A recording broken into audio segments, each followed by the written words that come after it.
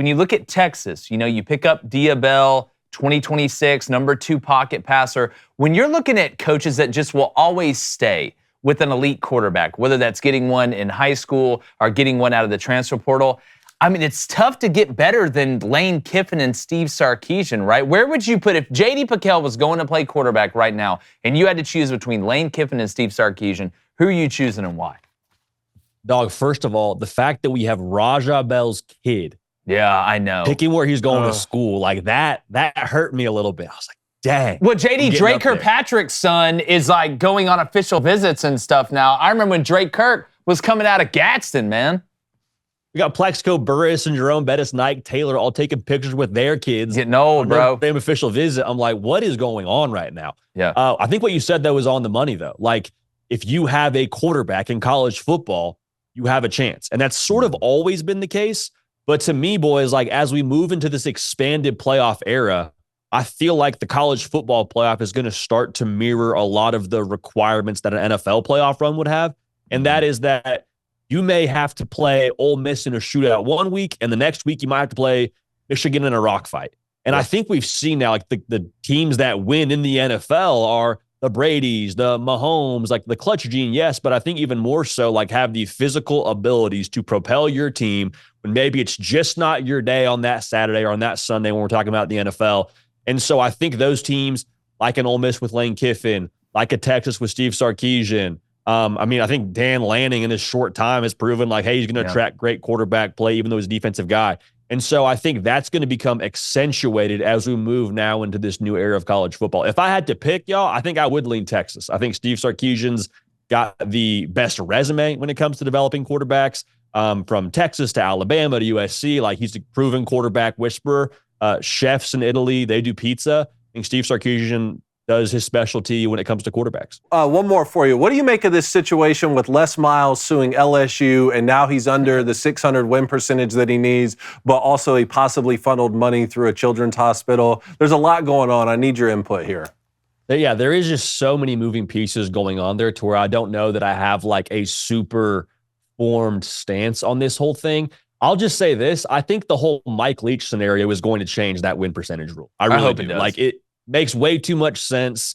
And also, I think the other thing, too, I said this on our show today, I think people don't like being embarrassed. And right now, you're having a lot of people on social media, from Bob Stoops to Lincoln Riley, people with influence and power saying, hey, Hall of Fame, it's a bad look. Mike Leach needs to be in there. And so I think that's enough embarrassment to maybe make some grown men change their thought process on the Hall of Fame, much like Reggie Bush and the whole Johnny Manziel situation, where Johnny Manziel said, hey, Heisman, I'm not going to stand up there. And I think he wasn't going to be the last one to do that. And I think the grown folks at the Heisman got embarrassed, and the NIL thing made too much sense already as well. And Reggie Bush got his Heisman back. So I think the same kind of psychological powers are at play here. And it may not even matter at the end of the day when it comes to the Les Miles situation.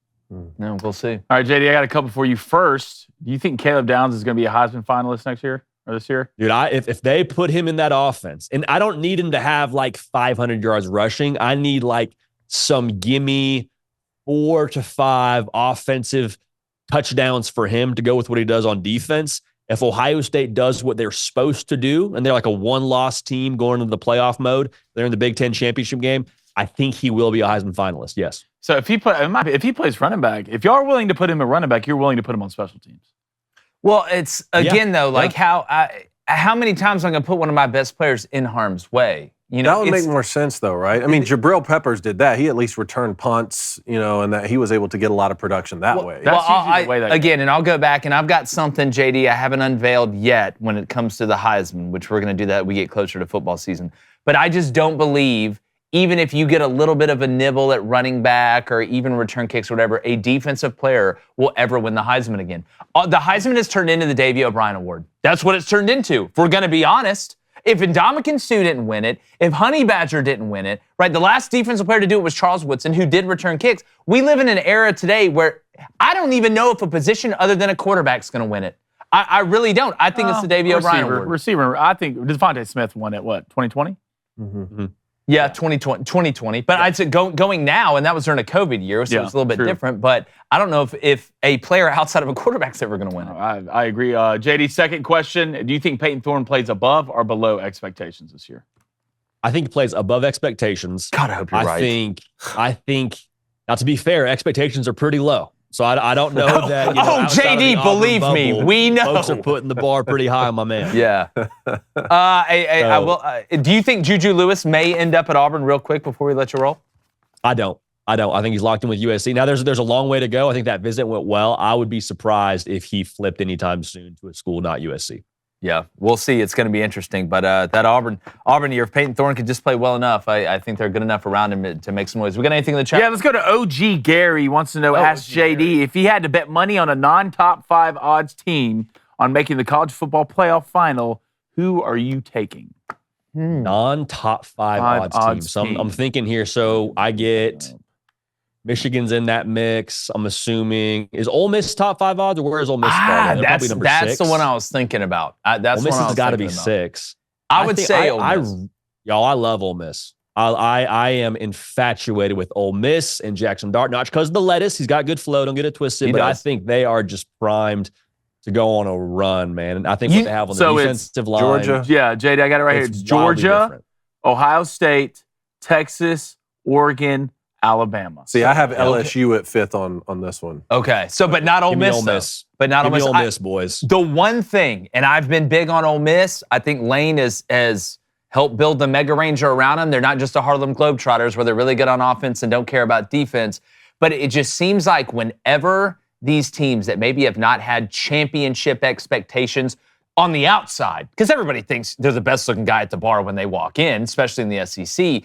But it's like those games that it's not the, oh, Georgia, we know we got to play well. It's the, we go to Florida after, and nobody believes in Florida. It's like there's those landmines you got to be able to get through. But if you're an Ole Miss fan, hadn't won an SEC championship, it's starting to smell a little bit different here, JD. But speaking of, go ahead, Blaine, you got Yeah, sure, yeah. Let's go to Garrison for JD with the 12-team playoff. Is it better to finish third in the SEC/Big Ten, I'm guessing, and get a home playoff game as a 5 and 8 seed, or get the conference championship and bye week? I mean, if you get a bye, I think you take that and don't ask any questions afterwards. I think that's got to be like yep, thank you very much. We're headed to the playoff, and we'll see y'all after you play your game. The 5 seed, though, is going to be sneaky. Like, especially the right team in that 5 seed. Like we talked about it. If Georgia lands at number 5, it means they lost a game, so they're pissed off, right? Also, they get to host a game in Athens against probably some poor, unsuspecting G5 team. And then they play, a conference champ from the Big 12? Like, I love Kansas State. I love myself some Arizona, some Utah. I think Georgia is chewing up whoever is the Big 12 champ and spitting them out in the 5 seed. So I think the right team in that 5 spot is diabolical, but I think if you can get a bye in a playoff, like, you take that and you ask 0 questions. That's why I find Notre Dame so fascinating. They basically do get a bye because they don't have a conference championship game if they make the playoff. And they could host that first-round game since they can't technically get a bye because they don't have a conference that they're in. It's kind of a fascinating dichotomy, but I think that's why Jack Swarbuck was like, you know what, we'll take it. We'll take it. We'll host the first-round game, not have to play a conference championship game. But, JD, it's always great stuff, man. Tell everybody where they can find you. Love what y'all are doing over there at On3 with Andy Staples, all of our buddies over there. Let everybody know where they can find you. Appreciate it, man. It's absolutely mutual. But yeah, I mean, you can follow us over on the On3 YouTube channel. We got live shows for you pretty much every day. And then you can also follow me on the socials at JD Piquel on Twitter. And I guess X, what do we call it now? Twitter, Instagram, I call it Twitter, all those JD. Platforms, yeah. Same handle. Hey, Jake, congratulations, brother. That fired me up. That was one of the best opens I've ever seen of any show. Man, I appreciate it. I'm very excited for you, man. Man, I appreciate it, buddy. You're next. Don't worry, you're next over there. We got to go. We got to go get lunch sometime here soon. But yeah, I just hope the baby looks like her. That's all I'm asking. We all hope that. Yeah, I know. Everybody hopes that. JD Piquel, one of the best. Keep killing it over at On3, my friend. What's up, everybody on YouTube? Hey, do us a favor if you haven't already. Hit that subscribe button. We really appreciate it. Keep sharing the show. Excited for our new time slot, and we always appreciate you guys joining us.